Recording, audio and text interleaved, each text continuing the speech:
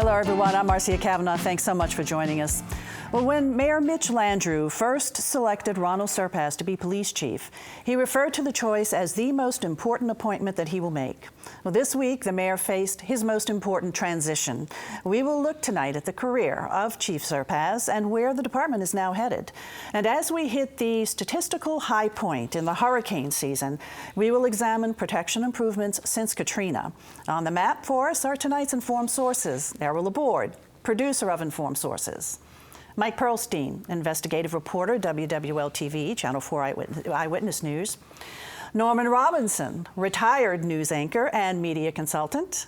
And Mark Schleifstein, environmental reporter, NOLA.com, the Times-Picayune. And we're going to go right to Mark, and we're going to talk not our favorite topics, but an important one, hurricane. And we are right now in the height of the hurricane season. I hate to say this, but it's been relatively quiet, and we want to keep it that way. Any idea why? There are a couple of reasons. We do have sort of a slowing down of the processes that create hurricanes this year. There are two key reasons that climatologists say that's happening. One is that the water temperature, the surface temperature of water in the Atlantic, in the area where hurricanes normally grow, is a little bit less warm than has occurred over the last 15, 20 years. And that's a bit unusual because we're actually in a 40-year period where we're expecting warmer temperatures out there. The other one is that there's an area of similar warm water that is in the eastern Pacific that is called El Nino. And those El Nino conditions have been threatening all year long.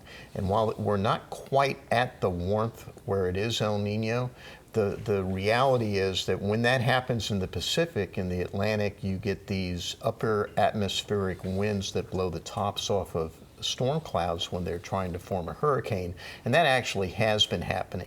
So you add that to the fact that we've had some high pressure systems that have kept storms down, and you also have some rather unusual frontal systems coming through the United States that have kept things away from the Gulf of Mexico.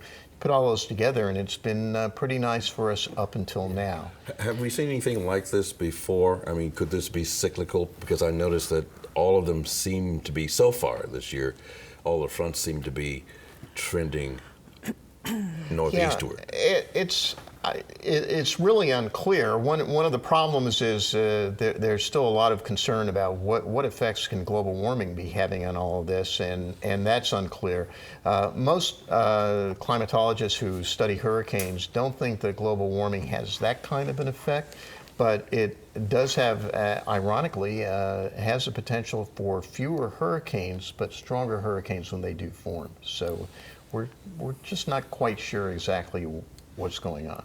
So we've seen most of the action there in the Pacific along the Mexico coast, and then also Hawaii. Hawaii had a couple. Right, and again, it's for that exact same reason. You've got warmer water in the eastern Pacific near the United States west coast, and that's where these storms generally pop up, west coast of the United States and actually south of that along Mexico, and then they start curving back towards Hawaii, and that we've seen that this year.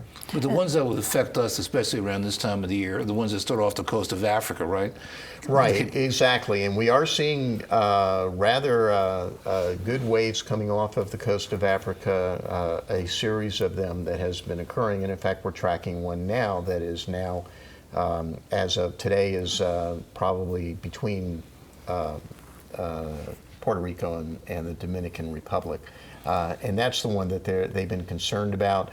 Some early models showed it going into the Gulf of Mexico. Now it looks like more of the models are actually showing it going up the East Coast. But all those models, it's really hard to say until you actually have a center of a storm formed. Those models really don't do a good job of identifying where the storm's going to go yet. How many named storms have there been so far this season in the Atlantic Basin? Just two. Just two. Right, Arthur and Bertha. And what will this one be? What will this one be if it gets there? You're asking me a question. I don't really want to know. I don't want it to ever get to the point where it gets. Not Camille. That name has been retired. That name was retired in 1970. And And the K-storm also that... And the K-storm was retired the year after Hurricane Katrina hit. But if you think that 9 years ago this week we were already up to K in the hurricanes, and right now we're just gotten as far as B. So Actually, we weren't even up to K yet. So because it hadn't quite gotten there yet, we were pretty close to where Katrina was beginning to form. So it's now, Mark. A lot of us are novices when we look at these models, and especially with the models being so far out. It's easy for us to really get tripped out. Yeah, don't follow the models. What should we be? If you want to watch, if you want, the real story, the thing to follow is the National Hurricane Center's forecast pages, nhc.noaa.gov, and then your local National Weather Service page will have information that, especially in this area, is specifically for the New Orleans area having to do with storm surge. Okay, Mark, thanks a lot. We're going to be coming back to you later to talk about our level of protection now, 9 years since Katrina. But right now I want to go over to Mike. And this week there was a storm of sorts in law enforcement here in New Orleans where our police chief retired suddenly. Yeah, although it probably was weeks, if not months in the making. The analogy that I like to use, and it's a sports analogy, is that Ronal Serpas was like an accomplished head coach of a football team. He had actually risen to an assistant coach here back when he was assistant chief under Richard Pennington, and then he went out as a head coach and had good success in Washington State with the Washington State Police, and then in Nashville. And with the election of Mitch Landrieu as mayor, he brought back the hometown boy, and in this era of sort of reform-minded post-Nagin, it was a big hire, a bright moment. But here's what happened: you bring the coach down, but you instantly have to tell him, oh, and guess what? You can't bring any of your staff from previous places. One. Furthermore, we're not going to be hiring any free agents. In fact, we don't have a draft. And for 3 straight years, there was no hiring at the NOPD. It has brought the NOPD manpower down to a 36-year low, a modern era low of under 1,200 officers. And any chief, they want players, they want, weapons. And then the third leg of that was they told Serpas, and oh, by the way, you cannot use your own playbook because of a federal consent decree that had been agreed upon. And that was one thing that Serpas knew going in, that he was buying into that situation. But it ended up being far more contested than those early stages when everyone stood behind the podium and agreed to the consent decree. It turned out to be sweeping and quite dramatic, and essentially took all the tools out of Serpas's hands, including some of the programs he had used successfully in these 2 other police departments. Right. So he was hamstrung. By the time he left, I know personally he was frustrated, as any chief would be, left in that situation.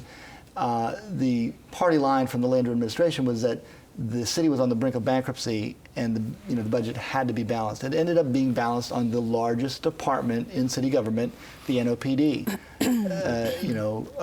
A solid fifth of the overall city budget at more than $110 million. Now, you talk about the numbers in the police department were down to an all-time low.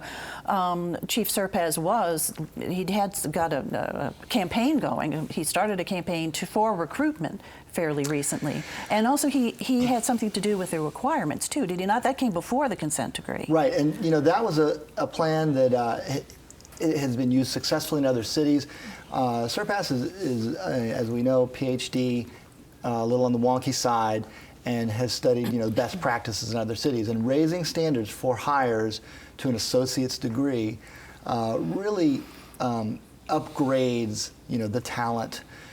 Sometimes makes it a little harder to recruit, but in this case, he wanted those things. He wanted them early on, but the budget just wasn't there for him to start an academy class. So the first academy class was launched this year after a full 3 years of dwindling manpower. And that group of started as 32 recruits. It's now down to 27. They're about halfway through their academy class. They will not effectively hit the streets until 2015. Now, the promise by Mitch Landrieu during the mayoral campaign was that he wanted to have 5 academy classes and hire a total of 150 officers. There's no way that's going to happen. They are still scrambling to get a second academy class going. Should be early September, but nevertheless, they're far behind the numbers, and even worse, they're far behind the attrition rate.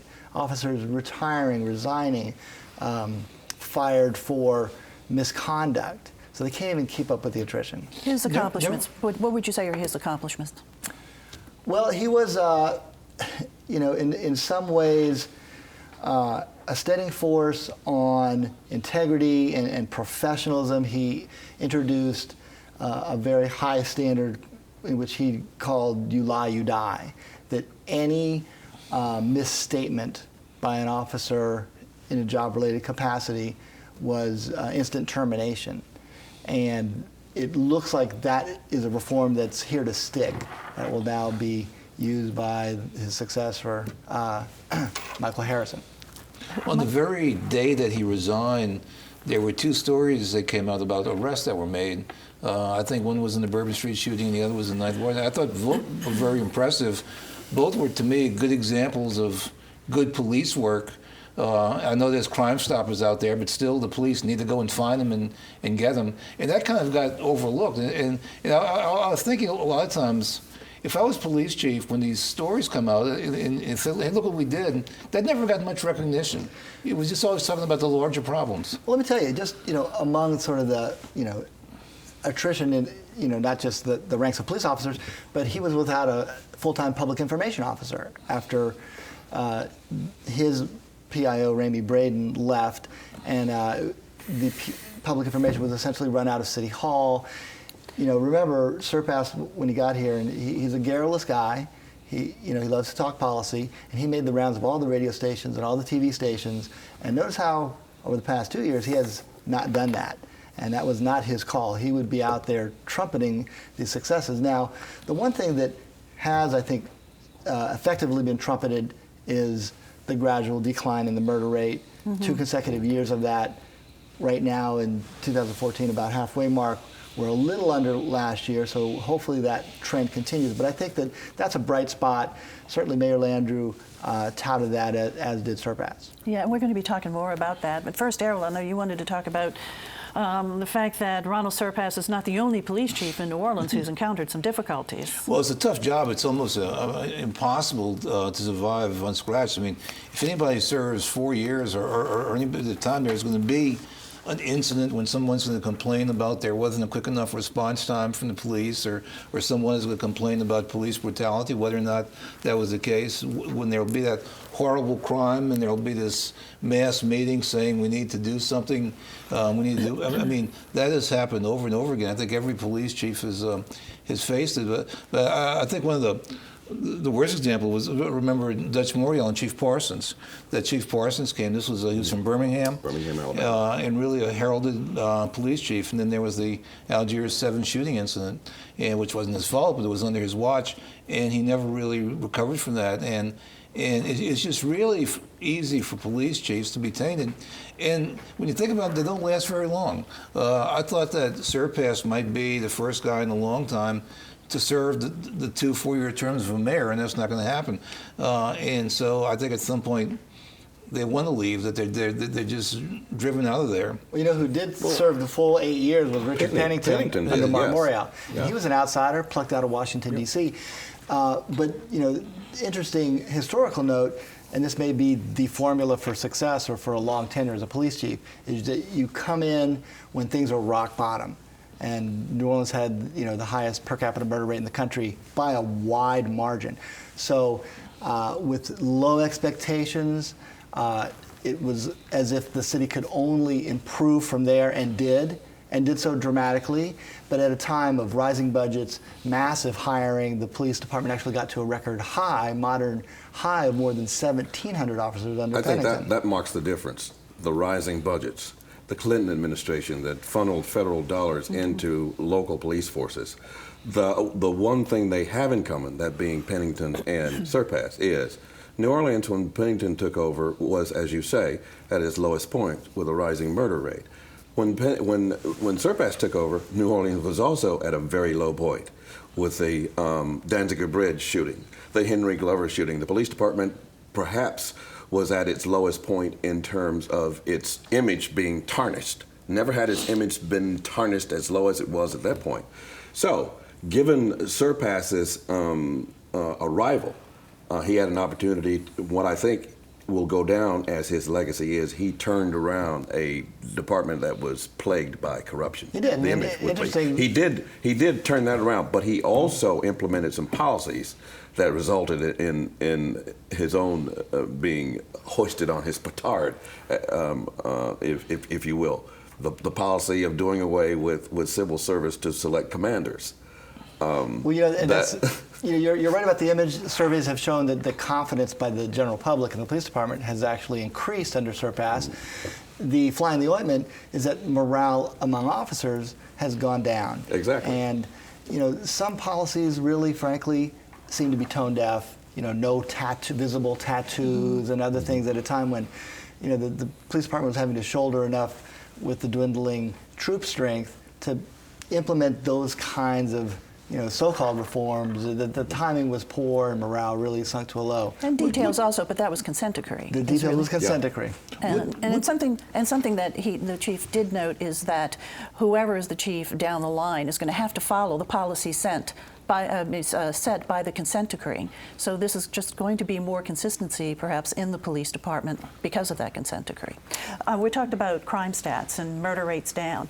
I mean, how do we really look in terms of our crime rate in the city? Well, this is how some people look at it, and this is how some police officers look at it, that the murder rate's down, but the violence has increased. The multiple shootings, the number of people injured in the multiple shootings have increased. The carnage, the casualty, 2-year-old kid being shot, blinded, a 4-year-old kid being injured with a wound that's going to follow him the rest of his life. The Mother's Day shooting, in which over 20 people were injured and wounded, and one woman was injured so bad she was in the hospital for months, and at one point was wearing a colostomy bag. So the weapons are more dangerous. They're more deadly. They are far more powerful, and they are automatic, and the people who are shooting these automatic weapons are shooting them, firing them indiscriminately. And the rounds are going into the crowds, hurting innocent people. So how do we stop that then? I mean, there is the NOLA for Life program. Is NOLA for Life having any impact? I would say it's having an awareness in terms of people talking about it. But when you say, how do we stop that? I don't know how you go into homes and change the way people are being raised. I don't know how you go into homes and ensure that people are being taught the difference between right and wrong. I don't know how I really don't know how you teach morals to people who have no grasp. But this is the same education discussion we could have had 30 years ago. I mean, in terms of education, social things. But you know, those incidents you gave, the Mother's Day shooting, and the other one, in both cases, the police made arrests. Yeah, they got the people. absolutely. And so, but that's the police responsibility. Here's what we've learned this is from the point that. I'm trying to make is you're talking about something that is not a police province.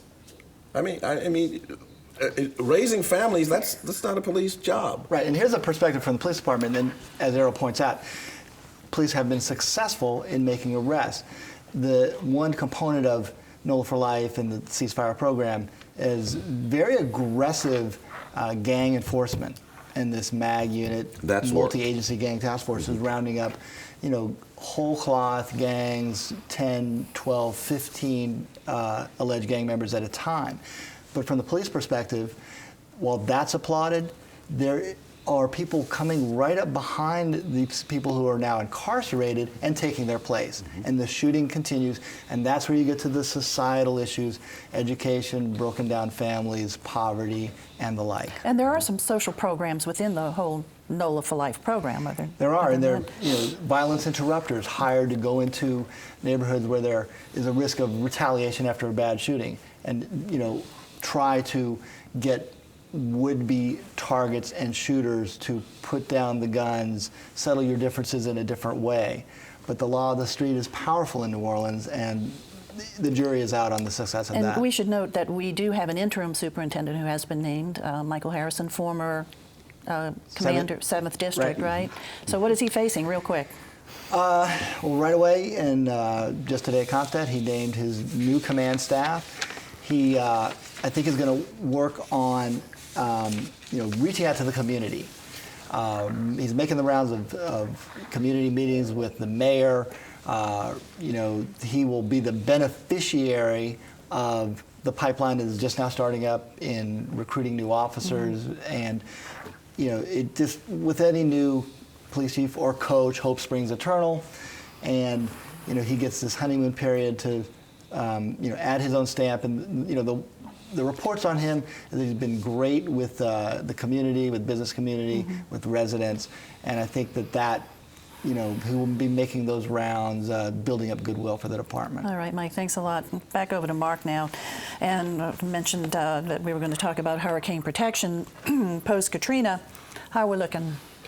Well, that's an interesting question, and there are two ways of looking at our hurricane system, our hurricane risk reduction system. We shouldn't be using the word protection anymore, because it's not designed to protect human beings to begin with. That was one of the lessons of Katrina, is that you can't design these structures to protect humans. It's there to protect our property, and if it works, it's fine, but we need to realize what's going on. The new system is designed, or was designed, to protect us from a 1% event, something that has a 1% chance of occurring in any year, which the Corps of Engineers and the National Flood Insurance Program have dubbed the 100-year storm, which of course is a misnomer. There's a 35% chance of that occurring within the life of your 30-year mortgage. That's a bit more likely. The system is designed to stop that kind of storm surge, and it's actually designed beyond that to actually make sure that it doesn't fall apart when water that's larger than that goes over top of it. So that's a good thing. The concerns that have been raised almost from day one are that number one, that it's too small. It doesn't, we're a big city. We have a heck of a lot of value behind those walls, and a 1% system is not good enough for this community, and we should be going higher, Category 5 hurricane system. That's not going to happen because it costs too much. What the state and the local levee authorities are concerned about, however, are that the storm surge models that were used in designing the system are already outdated. And some of the things that have been used to build the system may not meet the standards, especially the metal sheet piling that was used underneath this huge long wall that is along St. Bernard Parish. That's a long-term problem, and it's a money problem. The concern that the state and the locals have is the feds have paid 100% of the cost of building this in the first place. They put the sheet piling in, it doesn't have the right coating on it. Sometime 10 or 15 years down the road, that coatings would have been needed to stop rust, and somebody's going to have to replace those walls, and the somebody will be the local, us. Let's back up to outdated standards. Just what, 5 or 6 years after the storm? Exactly. How did that happen? Well, that's the reality of modern science. You have to remember that the standards that were used to put in place the new system were literally created out of nothing, because they didn't exist prior to Katrina. It was the lessons learned during Katrina that were used to come up with what are storm surge modeling ideas. How can we improve that? It's now 9 years later, and there's new science that has improved all that stuff. The models that were used then have been dramatically improved. They're 4 or 5 new iterations of it out there, and they do a better job. The number of model runs also was a problem. When the Corps of Engineers was designing this, they did not have enough computer space to do the model runs necessary for as many potential hurricane paths as some people today think should have been done. The reason for that is because they were using these huge supercomputers, and those supercomputers were being used by the Department of Defense for something else. The wars in Iraq and Afghanistan, and they had precedence over the flood walls in New Orleans. Bottom line, are we better protected? Bottom line is we are dramatically better protected. Just take a look at that wall in St. Bernard Parish. The top of that wall is 32 feet above sea level, and it's taking the place of an earthen levee that was 15 feet high, maybe in most places, that washed away. Okay, and so by the wall, you're not talking about the surge barrier. You're talking about the wall it's the wall that connects to the surge barrier, which is also a pretty impressive structure. That's also an impressive structure. Thanks a lot, Mark. Okay, time to look ahead. Errol. Well, some good news in the Bywater area that the city has redeveloped the old St. Roch Market, but they hadn't had anyone to manage it until this past week, where the council approved a group named Bayou Secret to manage it. What's interesting is Bayou Secret is a group that's developed out of this uptown group called Launchpad, which is one of these entrepreneurial training sort of things. And so we're seeing an example of that coming into place. And they're going to do shops and markets and the restaurants. The old St. Roch Market was famous as a place to get cow and turtles for your turtle soup. So it'll be interesting to see if the cow and turtles come back. So anyway. Mike. Yeah, big vote coming up Monday for Mayor Landrieu by the Civil Service Commission. 2 initiatives. One is raising the minimum wage in the city to $10.10 an hour, and the other is his Great Place to Work initiative. That one, a bit more controversial. Many city employees, fire department, and police associations have come out against that one. All right.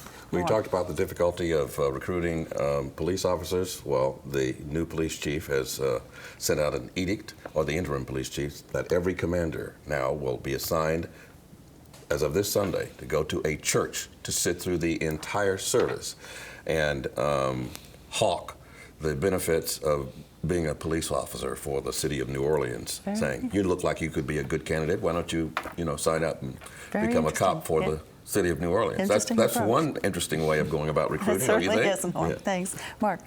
Well, I'm going to plug the Society of Environmental Journalists, which is bringing its annual conference here September 3rd through 7th to talk about quite a bit of the same things that I was talking about before. Our theme is risk and resilience, and we've got 9 bus tours and 32 panels and a variety of different speakers coming in, including the Secretary of the Interior, to talk about how to rebuild Louisiana's wetlands and wetlands all along the coast of the Gulf of Mexico. Right, we want to get the word out that we need to rebuild our coast. Thanks a lot, everybody, for being here. Thank you for joining us. I want to plug the program coming up next Thursday, August 28th, 7 p.m., American Graduate, Louisiana's Future. And then next week, Informed Sources looks into our education landscape 9 years after Katrina. Thanks for joining us. Have a good evening.